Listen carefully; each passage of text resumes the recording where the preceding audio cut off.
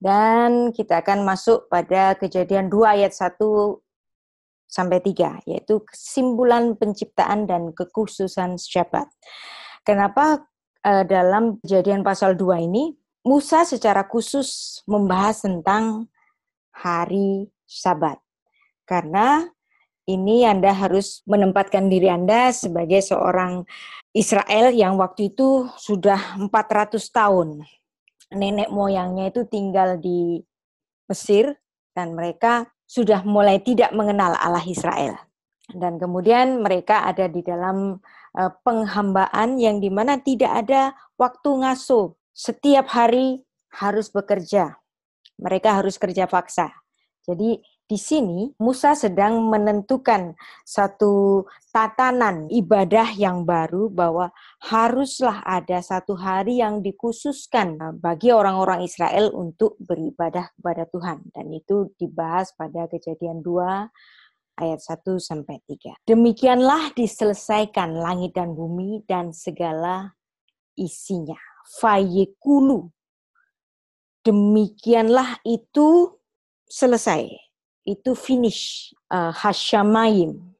Langit, Vehaaretz, dan bumi. Fekol sevam. Dan seluruh isinya.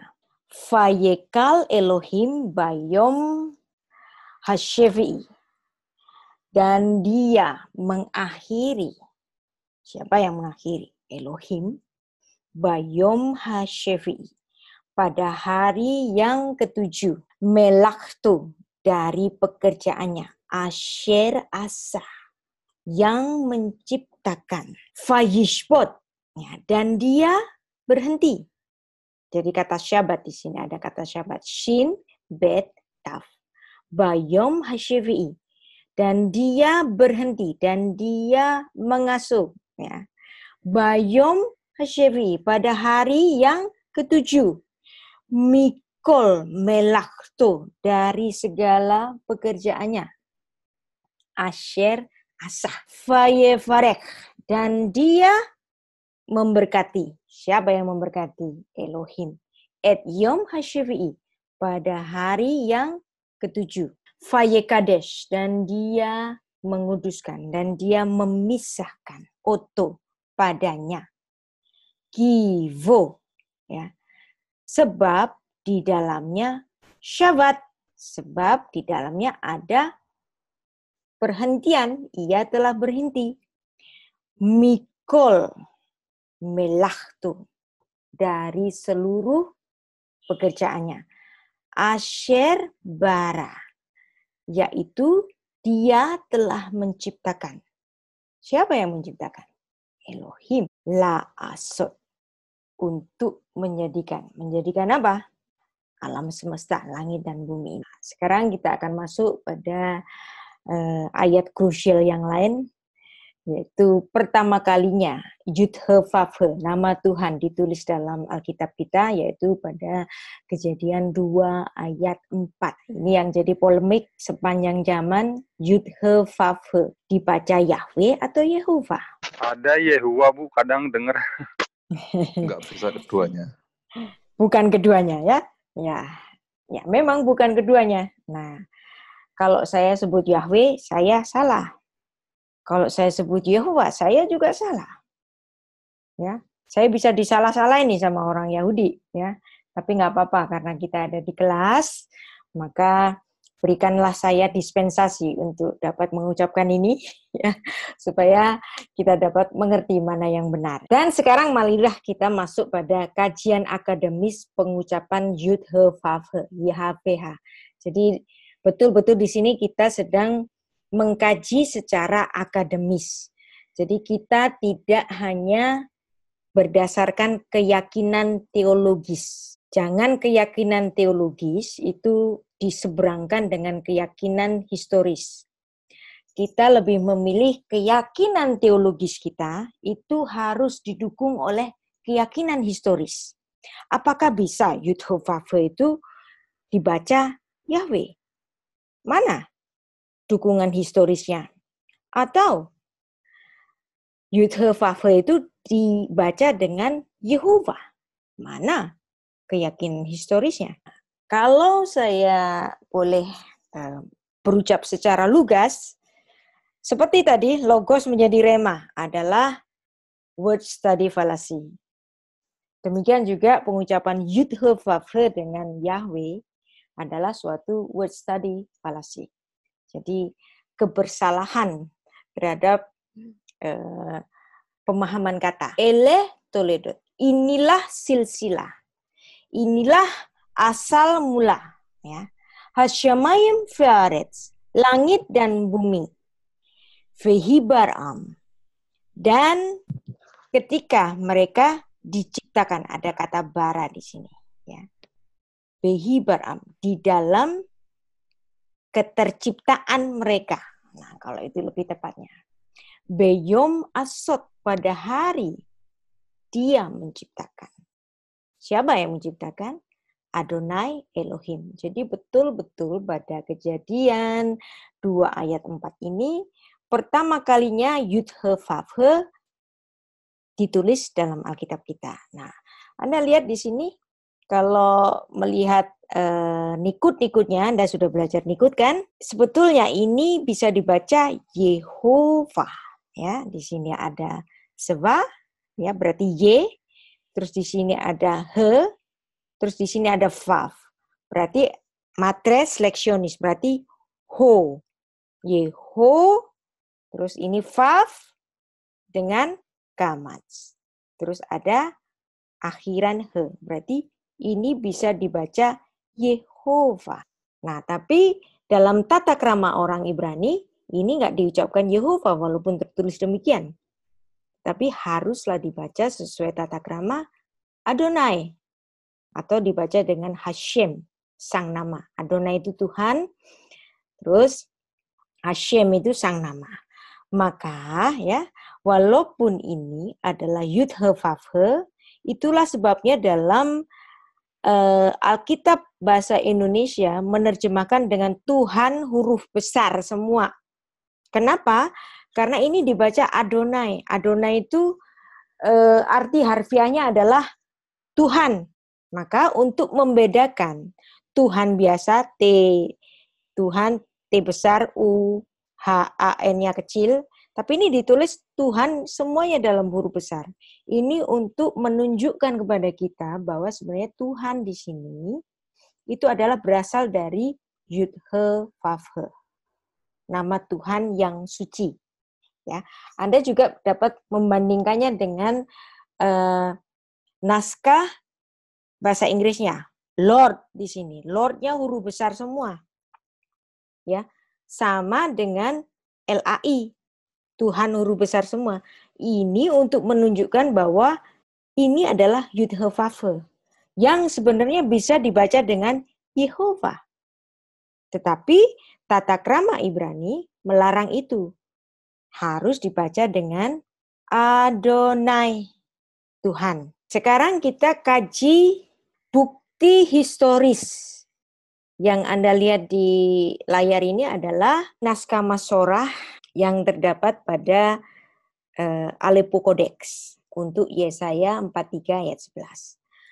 Anochi, Anochi Adonai, ve'en mibaladai Moshia. Anda lihat di sini, Anochi, Anochi, Adonai. Ya, mana Adonai? Ini, ya. Ada Yod, ada Sheva, ada He, ada Vav, ada Kamats, ada He. Jadi penulisan bubuhan dengan nikut ini betul-betul ada dalam naskah historis, yaitu naskah Aleppo Codex. Tetapi kata itu menjadi kontroversial sekali karena ada sebagian dari orang Kristen ini yang berpendapat bahwa itu harus dibaca dengan Yahweh. Nah, betul apa enggak? Kalau saya boleh secara jujur, nah ini kan kajian kita adalah kajian akademis kan? Bahwa pengucapan Yahweh sebenarnya hanyalah sebatas hipotesis. Kata Yahweh itu bukan bahasa Ibrani, sebab tidak ada orang Ibrani asli yang menyebut di mulut dengan Yahweh.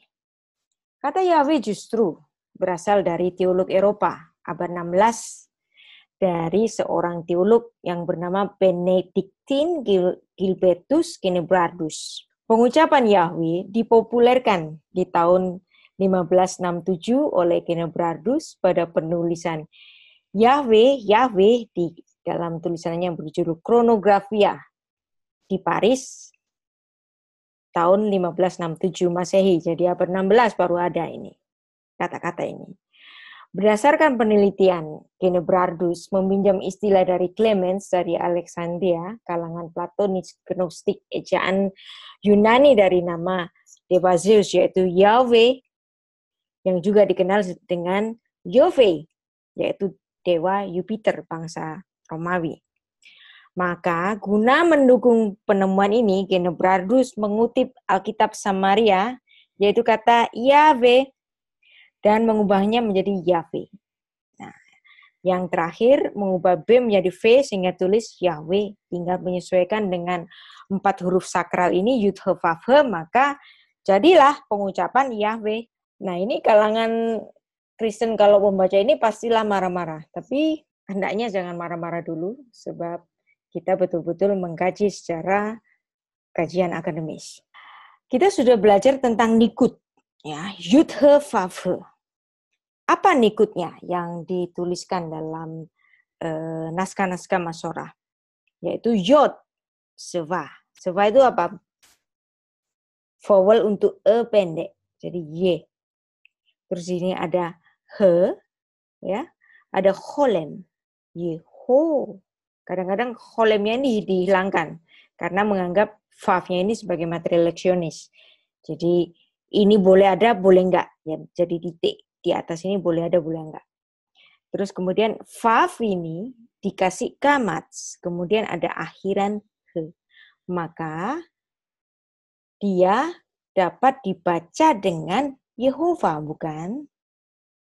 Tetapi lagi-lagi oleh karena tata krama, cara membaca ini nggak boleh dibaca dengan Yehova. Dan ini juga bisa dibaca dalam kutipannya, dalam bukunya Kipar Taylor, dalam judulnya Yahweh, the Divine Name in the Bible, halaman 79. Nah, penting sekali juga kita melihat adanya Mishnah Sanhedrin, yaitu Talmud. Dalam Mishnah Sanhedrin 10:1, bahwa seluruh orang Israel memiliki bagian dalam kehidupan di dunia yang akan datang kecuali. Jadi orang-orang Israel itu yakin bahwa mereka memiliki kehidupan yang kekal. Kecuali, nah ada kecualinya ini. Yang pertama, orang yang menyatakan bahwa kebangkitan bukanlah doktrin Alkitabiah. Nah, ini berarti kontra orang Saduki, ya. Karena orang Saduki tidak percaya dengan kebangkitan. Terus yang kedua adalah orang yang berpendapat bahwa hukum Taurat bukan pernyataan ilahi dan pengikut filsafat mazhab Epikuros. Jadi ini yang kedua. Yang ketiga, orang-orang yang membaca kitab-kitab non-kanonik menurut Rabbi Akiva. Jadi banyak sekali kitab-kitab palsu, kitab-kitab pseudepigrafa gitu. Mereka dilarang untuk membacanya. Kalau kamu membaca nanti kamu nggak masuk pada kehidupan yang akan datang, gitu kan. Nah, yang kelima ini, jadi hukum Yahudi yang tertulis pada Sanhedrin 10:1 ini adalah orang yang mengucapkan atau mengeja sang nama itu adalah Hashem, sebagaimana tanda-tanda bacanya ini menurut Abba Shaul. Ya. Abba Shaul Omer. Abba Shaul berkata, ya, Af hahogeh, ya, janganlah kamu mengucapkan atau mengeja, ya, et Hashem, pada sang nama. Ya, apa itu sang nama? Yaitu tadi Yud He Vav He. Beotiotav, sebagaimana tanda-tandanya. Jadi tanda-tandanya ini Anda bisa melihat kan, ya. Yud He Vav He. Tanda-tandanya ada apa? Ada Sheva, ada Cholem, ada kamats yang seharusnya bisa dibaca sesuai tanda-tanda ini Yehova. Tetapi ini nggak boleh diucapkan. Karena kalau kamu ucapkan ini, kamu nanti nggak dapat kehidupan kekal. Nggak hidup pada kehidupan pada dunia yang akan datang. Nah, tadi Anda hitung tadi saya udah ngomong Yehova berapa kali nih. Nah, itu menurut orang Yahudi itu saya nggak dapat kehidupan kekal nih. Tapi kan tadi saya mohon. Nah, ini kan kita lagi bicara di kelas dan kajian kita adalah kajian akademis. Jadi bolehlah saya diberi dispensasi untuk mengucapkan ini. Nah, sekarang yang kedua. Kenapa orang Yahudi tidak mau mengucapkan Yud-He-Vav-He sesuai dengan tanda-tandanya? Karena dalam Mishnah yang sama, yaitu Mishnah Sanhedrin 75, itu mengatakan bahwa orang yang mengucapkan nama Yud-He-Vav-He sesuai tanda-tandanya, sesuai tulisannya itu adalah mereka layak untuk dihukum mati. Dan itu merupakan penistaan agama, blasfemi. Dan itu ditulis dalam Sanhedrin 75. Dan ketika ada orang didelik bersalah mengucapkan Yud-He-Vav-He di mulutnya, itu mereka akan pada waktu masih ada Sanhedrin, mereka itu dimasukkan dalam satu pengadilan agama dan mereka diadili, orang-orang yang mengucapkan di mulutnya ini yang nggak layak ini. Dan ketika diadili, nama Yud-He-Vav-He itu diberikan satu nickname, yaitu dengan satu istilah Yose Smith Yose. Makanya kemudian istilah Yose Smith Yose diserap dalam buku-buku Sidur misalnya, ya. Baruch atah Yod-Yod. Nah, kenapa kok Yod-Yod? Yod-Yod ini mengingatkan orang-orang Yahudi bahwa ini adalah satu istilah atau nickname yang dipakai ketika ada seorang yang bersalah, didelik bersalah karena mengucapkan nama Tuhan di mulutnya. Nah, di pengadilan itu nama Yud-He-Vav-He itu dikasih nickname dengan Yeye. Ya, maka pada penulisan berikutnya Yod-Yod di sini ini menunjukkan bahwa ini adalah Yud-He-Vav-He. Misalnya Baruch atah Adonai. Ya, walaupun ini Yeye, saya langsung membaca ini adalah pastilah Yud-He-Vav-He. Karena Yeye ini adalah satu nickname untuk nama Tuhan itu. Jadi betul-betul supaya orang Yahudi itu tahu bahwa kalau ini diucapkan sesuai dengan tanda-tandanya, maka kamu bisa dihukum mati. Ketika ketemu ini langsung saya bisa membaca ini Adonai. Mana Adonainya? Enggak ada. Tapi saya tahu bahwa di sini adalah nickname Tuhan. Baruch atah Adonai, Eloheinu melech haolam, shelo osani goy. Terus di sini juga ya. Jadi Anda dilihat di sini bahwa Yod-Yod di sini itu merujuk kepada kata Adonai. Paham ya? Kenapa kok sampai begini? Karena supaya mereka betul-betul tidak akan mengucapkan kata-kata ini. Nah ini Sidur ini lucu. Ya. Baruch atah Adonai. Diberkatilah engkau Tuhan. Eloheinu melech haolam. Ya, Allah kami, Raja semesta. Shelo osani goy. Ya, yang tidak membuat aku sebagai orang-orang kafir. Jadi mereka sangat bangga bahwa mereka adalah orang-orang bangsa pilihan.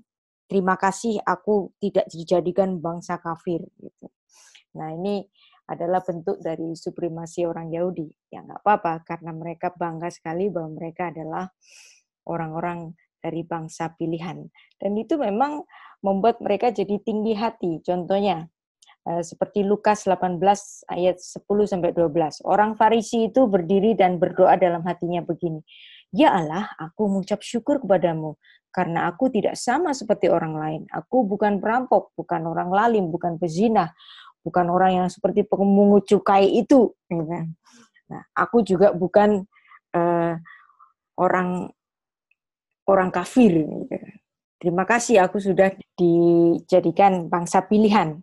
Jadi Anda melalui Sanhedrin 75 ini tahu ya bahwa Yud-He-Vav-He itu betul-betul tidak boleh diucapkan. Dan ini diberikan nickname Yod-Yod. Aksara Yud-He-Vav-He diubah menjadi Yod-Yod. Karena ini merujuk pada sanksi Mishnah Sanhedrin 75. Nah, sekarang kita belajar tentang tradisi dan tata krama ketif kere. Ketif itu ditulis. Ketifnya ditulis seperti ini, ya. Bisa dibaca Yehovah. Ada juga penulisan ketif yang lain, yaitu dibaca di sini sesuai tanda-tandanya, yaitu Yehovi. Berarti Anda lihat di sini tidak hanya ada Yehovah, tetapi ada Yehovi.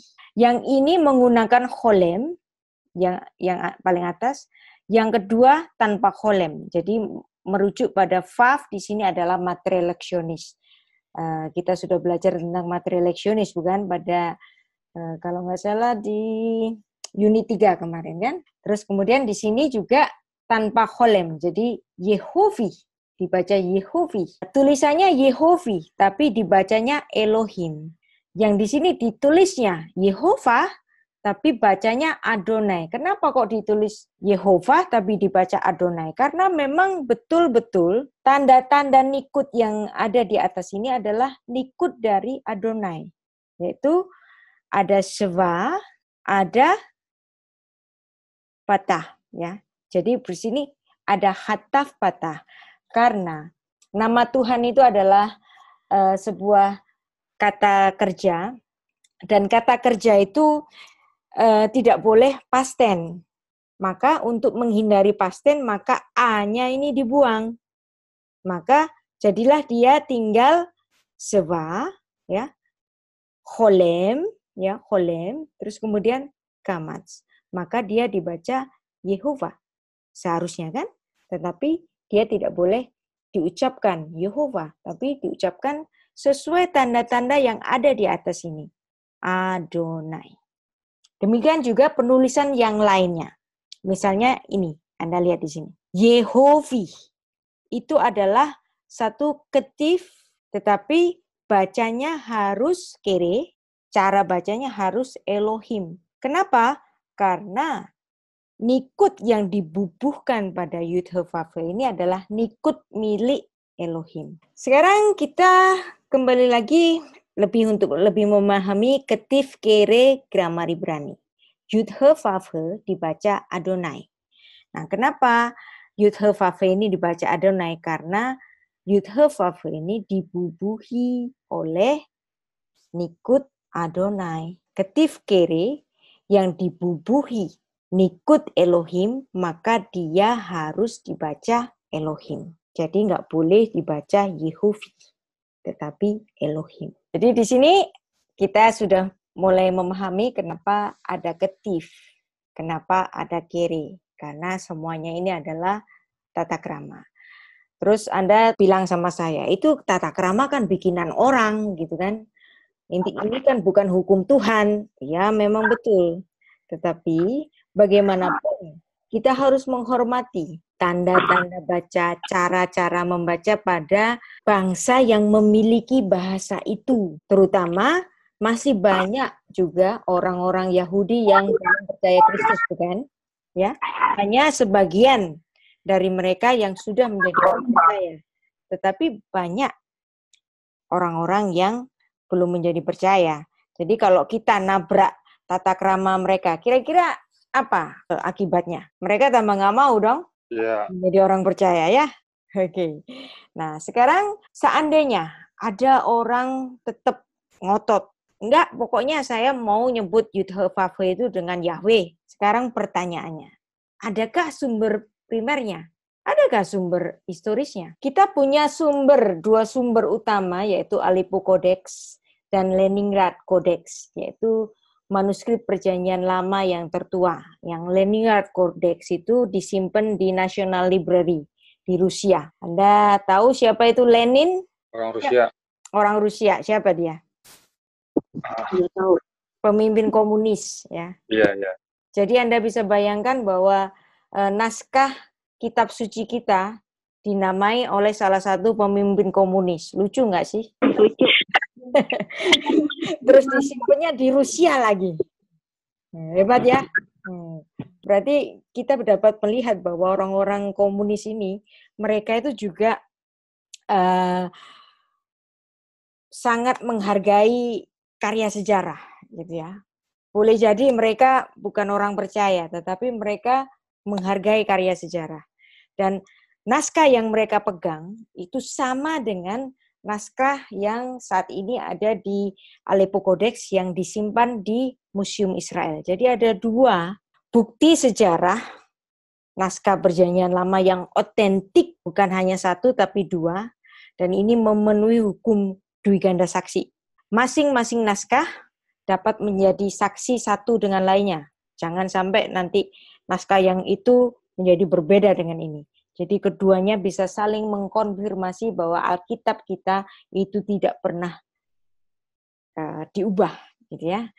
Yang Aleppo Codex itu disimpan di Museum Israel, ya, di Israel Museum di Yerusalem. Jadi Anda siapa yang pernah ke Museum Israel? Atau siapa yang pernah ke Israel? Sama Bu Rita nanti ya.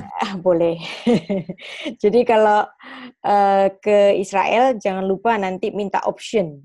Jadi jangan cuma ini diajak pergi ke toko souvenir gitu ya, foto-foto buat update status, tapi kita betul-betul nanti di sana itu untuk belajar, untuk melihat bahwa ada naskah-naskah kuno dari Alkitab kita itu bisa dikonfirmasi di tempat ini. Ya. Dan satu lagi adalah naskah yang disimpan di Museum Nasional di Rusia, di Saint Petersburg, yaitu namanya Leningrad Codex. Jadi nama Lenin dari nama Vladimir Lenin. Dan semuanya ini adalah naskah pusaka peninggalan dari kalangan Masorah, Baalei Hamasorah, yang ditulis oleh dua orang utama. Yang pertama adalah Shelomo ben Buya, terus kemudian nikutnya oleh Aaron ben Asher. Jadi keduanya ini adalah para ahli Masyarah, dan mereka adalah seorang sovrim, para penghitung yang mewarisi tradisi turun-menurun secara ketat penyalinan Alkitab-kitab bahasa asli Perjanjian Lama. Dan yang di Rusia ini adalah satu peninggalan dari seorang Yahudi Rusia, ya, namanya Abraham Firkovich. Ya, dia yang mempersembahkan naskah itu untuk disimpan di Museum Nasional Rusia. Eleh Toledot Hashamayim Varetz Vehibaram Beyom Asot Adonai Elohim Eretz Veshamayim. Kata Yud-He-Vav-He ini, seperti yang kita sudah ketahui, diterjemahkan oleh LAI Tuhan, diterjemahkan oleh King James menjadi Lord, huruf besar semua. Jadi Anda lihat di sini bahwa LAI bersepakat dengan terjemahan King James. LAI kenapa menerjemahkan Tuhan? Karena Yud-He-Vav-He itu diucapkan oleh orang Yahudi dengan Adonai. Nah, Adonai itu arti harfiahnya adalah Tuhan. Maka diterjemahkanlah Yud-He-Vav-He ini dengan Tuhan, huruf besar semua. Supaya kita tahu bahwa huruf besar semua ini asalnya yaitu 4 aksara suci yang menjadi nama Tuhan kita. Paham sampai di sini ya? Nah, dan ini juga dapat kita buktikan ya dari naskah yang disimpan pada Museum Nasional di Rusia yang pada tahun 1990 itu isinya ini difoto kemudian difax ya. Difax ke pusat Alkitab kuno di Claremont, California. Jadi mereka menerima salinan-salinan Alkitab melalui facsimile. Ya, zaman dulu itu facsimile. Kalau zaman sekarang mesin facsimile sudah hampir tidak digunakan ya, karena kita lebih banyak menggunakan email ya. Kalau zaman dulu ada email ya email gitu kan. Tapi zaman itu tahun 90-an itu adanya faksimil, maka hasil fotonya itu menjadi seperti ini, hitam putih seperti ini karena pakai kertas thermal kan. Siapa yang masih mengenal mesin faksimil? Kalau anak-anak muda mungkin udah nggak kenal gitu mesin faksimil ya. Tapi kalau umur-umur saya gini masih tahu apa itu mesin faksimil. Di Leningrad Codex itu dapat kita buktikan betul-betul bahwa kejadian 2 ayat 4 ini menulis Yud-He-Vav-He sesuai dengan Nikut yang kita baca tadi. Nah, ini adalah kejadian 2 ayat 4 yang kita baca tadi. Jadi, Eleh Toledot. Nah, ini kalau tulisannya kekecilan kan, susah bacanya. Jadi, ini saya baru besar di sini. Kejadian 2 ayat 4. Ya. Eleh Toledot Hasyamayim Vehaaret Vehi Baram Beyom Asot Adonai. Nah, betul-betul ada Adonai di sini. Ya, Anda lihat di sini ada Yud He Vav He. Ya, ada Seva, ada He, ada Vav, ada He lagi. Bisa dibaca kan? Adonai Elohim Eretz Veshamayim. Jadi apa yang kita pelajari di sini betul-betul dapat dibuktikan dengan bukti secara historis bahwa Yud-He-Vav-He di sini bisa nggak dibaca Yahweh? Bisa apa nggak? Nggak bisa. Kenapa nggak bisa? Karena ada siapa? Historis ya. Ya, ini adalah bukti historis. Jadi nggak ada bukti historis yang ini bisa dibaca Yahweh, nggak ada. Oke lah, mereka tetap pokoknya Yahweh yang betul.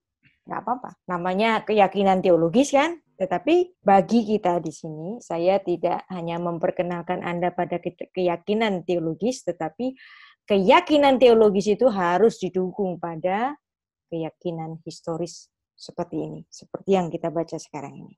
Ada bukti historisnya. Yud, He, Vav, He. Yod, terus Seva. Terus He, kemudian Vav, ada Gamats. Kemudian ada He. Tepat seperti ini. Secara tanda-tanda bisa dibaca Yehova, bukan? Tetapi secara tata krama tidak boleh dibaca itu. Nah ini Aleppo Codex. Sama juga. Kalau Anda misalnya membuka Ulangan 30 ayat 3, Devarim 30 ayat 3, Anda juga menemukan Yud-He-Vav-He seperti ini. Kalau tadi kan faksimil. Kalau di sini foto beneran nih. Jadi Yod ada Seva, ada He, ada Vav, ada Gamats, ada He lagi. Bisa nggak dibaca Yahweh? Enggak, Bu. Nggak bisa ya. Dan inilah bukti historis. Oke, sekarang kita akan melihat satu bukti yang lain. Ini adalah di Interlinear Bible, Ulangan 30 ayat 3 misalnya. Buku Interlinear Bible karya J.P. Green ini adalah satu kitab yang menjadi acuan bagi penerjemahan ILT. Ada yang tahu ILT? Indonesia Literal Translation. Terjemahan ILT menerjemahkan misalnya Ulangan 30 ayat 3 bahwa Yud-He-Vav-He itu diterjemahkan dengan Yahweh. Tapi yang menjadi acuan bagi ILT ini ada nggak tulisan Yahweh di sini? Nggak ada ya. Adanya apa di situ? Yehova. Yehova. Berarti ketika ILT menerjemahkan Yehova ini diganti menjadi Yahweh, ini merupakan apa? Penggantian, bukan? Bu. Nah, kita lihat lagi juga pada terjemahan kitab yang lain, yaitu kitab terjemahan IMB, ya, Indonesia Modern Bible. Ini juga merupakan kitab yang diproduksi oleh satu gereja yang menggunakan nama Yahweh. Nah, Ulangan 30 ini nulis Yahweh juga, tapi ada nggak Yahweh di sini? Nggak ada kan? Tidak ada, Bu. Tidak. Nah, di sini juga nggak ada kan? Karena di sini ada Nikut Seva. Bukti historisnya kan? Nah, dan ini adalah yang tadi saya kutip adalah bukunya sama kan? Ya, buku ini. Dan buku ini menjadi acuan. Ini juga bagi kitab suci ILT. Ya, Anda lihat di sini kitab suci ILT itu diterjemahkan dari dan atas izin di Interlinear Bible J.P. Green. Nah, J.P. Green kan ini. Ada nggak J.P. Green nulis Yahweh? Nggak ada. Nggak Nggak ada ada. kan? Berarti Ya. ada apa? Pelanggaran. Ada penggantiannya. Jadi betul-betul bagi gereja-gereja yang menggunakan nama Yahweh nggak punya bukti historis. Ya, Bu. Kitab yang dijadikan sebagai acuan bagi terjemahannya nggak ada juga nulisan Yahweh kan? Jadi nggak ada bukti historisnya. Keyakinan teologi saja tanpa keyakinan historis. JP Green apa nggak dirugikan ya, Bu? Ya JP seharusnya Green ini apa pelanggaran kan? Iya. Karena dia mengubah dari apa yang ditulis J.P. Green. Seharusnya. Ya. Kalau dia mau jujur ya harus menulis seperti J.P. Green kan? Mau nanya, Bu, Silakan. untuk yang terjemahan bahasa Jawa kok menggunakan Yehuwah itu gimana, Bu? Ya. Karena orang Jawa bukan orang Yahudi. Kalau dia orang Yahudi tidak akan menggunakan terjemahan itu, gitu kan? Seperti juga kadang-kadang kita juga temukan Yud-He-Vav-He itu diterjemahkan di King James itu Jehovah kan, misalnya Jehovah Jireh, Jehovah Rafa, Yehovah ya. Tetapi ya kita dapat memahami karena yang menerjemahkan itu bukan orang Yahudi. Gitu. Tetapi kalau mengikuti tata krama dari orang Yahudi itu tidak dapat diucapkan. Yang sanksi-sanksinya telah kita baca pada kitab Talmud mereka kan di Mishnah Sanhedrin 10:1 dan 7:5 tadi. Baik, dan itu dalam pandangan orang Yahudi, orang yang mulutnya kotor, orang yang suka bergosip, orang yang mengatakan sesuatu yang nggak proper, yang nggak semestinya, itu dalam golongan lashon hara. Lashon itu lidah, hara itu jahat. Jadi orang yang lidahnya jahat. Nah, misalnya ini juga bisa termasuk, misalnya saya adalah orang berdosa. Saya tidak layak untuk mengucapkan nama Tuhan yang suci.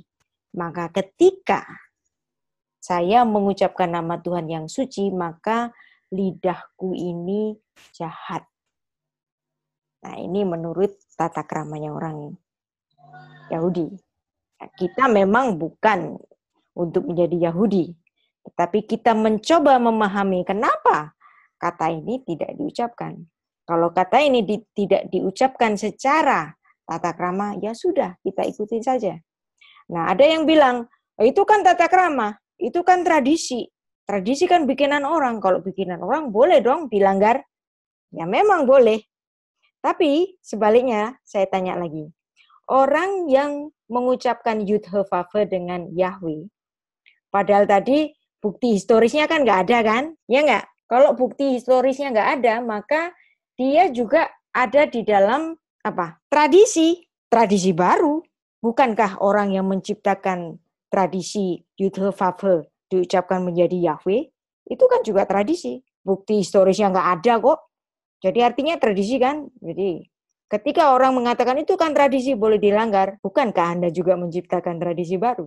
Jadi tradisi lawan tradisi. Ya kan? Nah, daripada Anda yang bukan orang Yahudi mengucapkan sesuatu yang tidak lazim pada orang Yahudi, ya sudahlah.